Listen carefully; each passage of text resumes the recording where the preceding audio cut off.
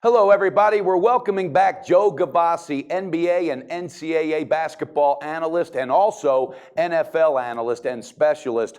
Joe is 12-5-1 in his last 18 videos in NBA and college hoops. He's on fire and he produces in the NFL. So we're going to do a breakdown on this AFC championship game. Joe likes the Broncos, and we're going to find out why and why that will be the ticket casher. Right now, the Broncos are getting 3 on their home field. So this ought to be interesting. Joe, first and foremost, welcome back to the show. I've talked with you off camera, and I know you like the Broncos. If you will, let our viewers know why this is going to be a smart ticket to cash. Well, if we just look at those playoff games from last week, we can see that it's a really easy knee-jerk to liken the New England Patriots in this one. Quarterback Brady certainly looked much better than did his counterpart, quarterback Peyton Manning, in those games. And for that reason, much of the public is liking New England in this game. I think the line maker knew that, opened the game at a line of New England -3, which was the same line when these two teams met earlier this season on that field. One major difference, Brock Osweiler was pulling the strings for Denver in that game.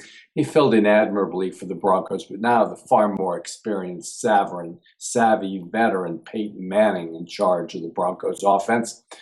For that reason, not quite sure the line should be Denver +3 in this one. Remember, they won that game versus New England as a home dog and won their only other time out as a home dog by beating Green Bay in this role earlier this season. Everybody looks at that Tom Brady record in the playoffs, which is fantastic to be sure, as he and Belichick have teamed up to produce one of the greatest franchises in NFL history. However, a closer look at his log in Denver, not quite so gaudy. 2-5 straight up when traveling to Denver, including 0-2 in the playoffs. A bit of an evening out factor there for Brady and the boys.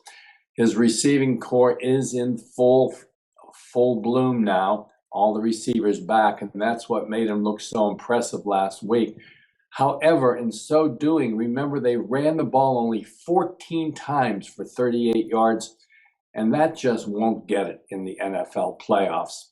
Just like in the regular season, teams who run the ball and dominate the line of scrimmage are more likely to get the job done. My choice in that regard is the Denver Broncos. I'm going to take the #1 defense in the Denver Broncos with the most sacks authored this season. Hard for Brady to get that ball off, even with his quick release, and to pull the mini upset in this game in a low-scoring game against the New England Patriots. Joe, have you had any weather updates on what we might be looking at come kickoff time? No problems with either of the forecasts there for the games here in the pro football, so I'm not concerned about the weather in that regard. Okay. And yeah, you brought up some good points. I like the fact that Manning's got Sanders and Thomas to dish the ball off, and I think they're going to come up with a game plan that's going to let them do a lot of underneath action. My concern is Edelman, because he just really made that a different offense last week, and they're healthy. But you brought up something that really makes sense. The running game is not strong right now, so obviously the best defense in football can concentrate and lock down, stop Edelman from crossing the middle, and really concentrate on breaking down that passing game. And I believe also, Joe, if that happens, that's where it's going to be effective. My other concern, and not just a concern, but I think coaching obviously plays into so many, huge games like this. And my red flag for Denver is Gary Kubiak. I'm not sold on him, wasn't sold on him in Houston, and I don't know. But thank God Peyton Manning kind of coaches that offense if he steps up to that role this week. So it's going to be interesting, and that's why they play the game. One other question for you. What the hell happened to Vernon Davis? They acquired him from the Niners, a big acquisition, and I haven't heard much from him. Do you have any input at all on that? I do not, but there certainly has not been any production whatsoever in that regard. Okay. Nonetheless, and regardless of that fact, I am on the Denver Broncos in this game.